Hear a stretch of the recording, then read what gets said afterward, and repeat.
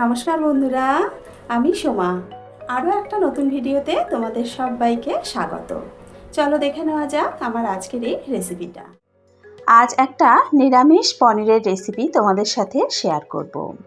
ভীষণ সহজ এই রেসিপিটা, যে কোনো নিরামিষের দিনে খুব তাড়াতাড়ি এই রেসিপিটা আমরা কিন্তু চটজলদি বাড়িতে বানিয়ে নিতে পারি। গরম গরম রুটি, পরোটা, নান, পোলাও সব কিছুর সাথেই কিন্তু খেতে ভীষণ ভালো লাগে। ভীষণই সহজ এই রেসিপিটা। প্রথমেই একটা কড়া গরম করে তাতে দিয়ে দিলাম সাদা তেল। তেলটাকে গরম করে নেব। তেলটা গরম করে নিয়েছি, এবার পনিরের টুকরোগুলো দিয়ে দিলাম। এখানে আমি 300 গ্রাম পনির নিয়েছি।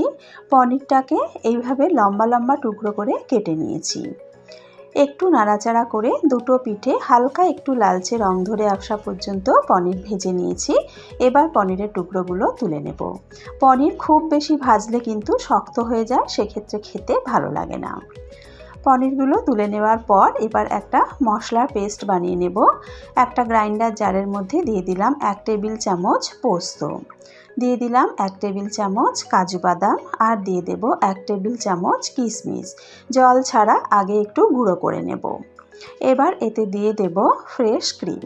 আমি এখানে হাফ কাপ ফ্রেশ ক্রিম দিয়ে দিচ্ছি। আমি এখানে ক্রিম দিয়ে পেস্টটা তৈরি করছি, তবে তোমরা চাইলে কিন্তু দুধ দিয়েও তৈরি করতে পারো। এবার আবারও একবার ভালো করে গ্রাইন্ডারটাকে ঘুরিয়ে নিয়ে একটা স্মুথ পেস্ট তৈরি করে নিয়েছি। এবার একটা ভাজা মশলা তৈরি করে নেব। একটা ফ্রাইং প্যান গরম করে তাতে দিয়ে দিয়েছি 1 চা চামচ গোটা জিরে, 2 চা চামচ দিয়ে দিলাম গোটা ধনে, আর দিয়ে দিলাম বড় চামচের 1 চামচ গোলমরিচ, সামান্য একটু জয়িত্রী দিয়ে দিলাম, দুটো ছোটো এলাচ, ছোট্ট একটা জায়ফলের টুকরো, আর 1 চা চামচ মৌরি। এবার গ্যাসের ফ্লেমটা মিডিয়াম টু লোতে রেখে 2 থেকে 3 মিনিট এইভাবে নাড়াচাড়া করে মশলাটাকে ভেজে নেব। মশলা দেখো লালচে হতে শুরু করেছে।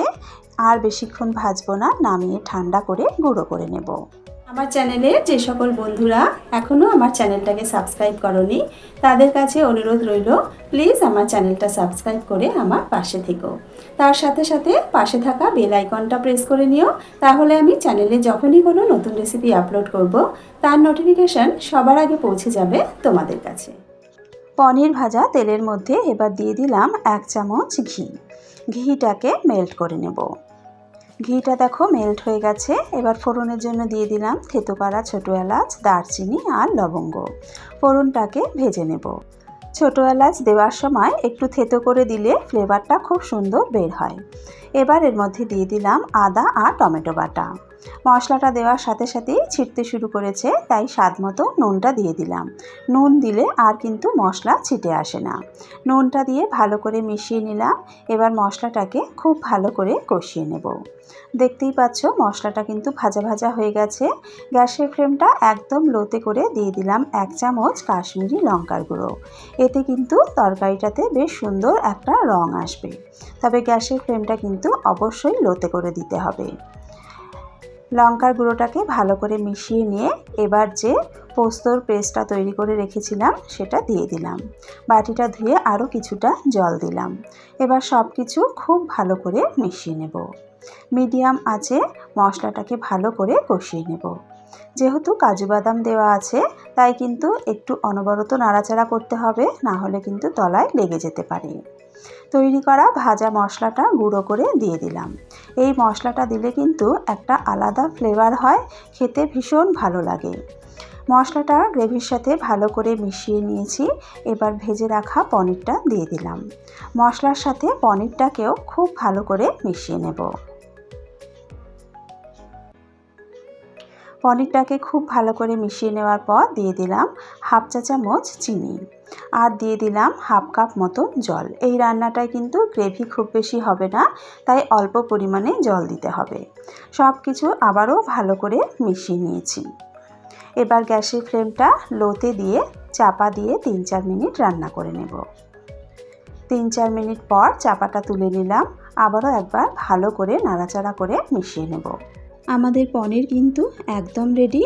এর থেকে আর বেশি শুকনো শুকনো করব না, কারণ ঠান্ডা হলে এটা কিন্তু আরও ঘন হয়ে যাবে। নামানোর আগে দিয়ে দিলাম 1 চা চামচ কাসুরি মেথি, আর দিয়ে দেব 1 চা চামচ ঘি। ঘি আর কসুরি মেথিটাকে ভালো করে মিশিয়ে নেব।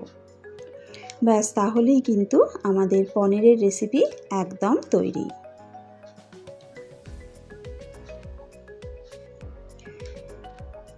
এবার নামিয়ে গরম গরম সার্ভ করে নেব। তৈরি হয়ে গেল একটা নিরামিষ পনিরের রেসিপি। দেখতেই পেলে কত কম সময়ে এই রেসিপিটা তৈরি হয়ে যায়। আর এটা তৈরি করা কিন্তু ভীষণই সহজ, উপকরণও কিন্তু খুব বেশি লাগে না। পনিরের এই রেসিপিটা লুচি, পরোটা, নান, বাটার নান, রুমালি রুটি, পোলাও সব কিছুর সাথেই খেতে অসাধারণ লাগে। আশা করি আমার আজকের এই রেসিপিটা তোমাদের ভালো লেগেছে। যদি রেসিপিটা ভালো লেগে থাকে তাহলে অবশ্যই কিন্তু রেসিপিটা একবার বাড়িতে ট্রাই করো। আর বাড়িতে ট্রাই করলে খেতে কেমন হয় কমেন্টস করে আমাকে জানাতে কিন্তু ভুলো না। আজকের ভিডিও এখানেই শেষ করছি। আবারও হাজির হয়ে যাব একটা নতুন রেসিপির সাথে। সকলে ভালো থেকো, সুস্থ থেকো।